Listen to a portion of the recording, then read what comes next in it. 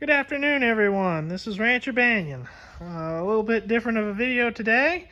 I'm in our equipment barn here, and I'm showing you right now a mobile chicken coop that we are constructing here for the chickens to follow the cattle here this spring into summer.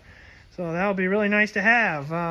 It is mounted here on a trailer, and then we framed it up from the trailer here. So yeah, it's gonna be a real nice coop. This is a type of trailer with that wire mesh, so all the chicken manure will go right through it.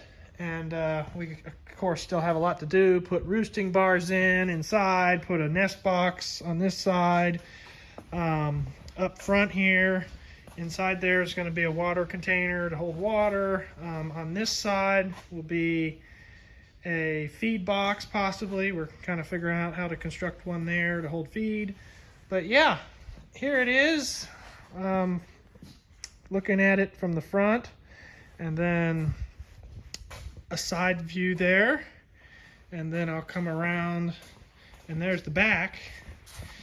And actually, when you close up that gate there, that tailgate on the trailer, it closes up even with the coop here, so it acts as a great big door for the chickens. So, and a ramp too.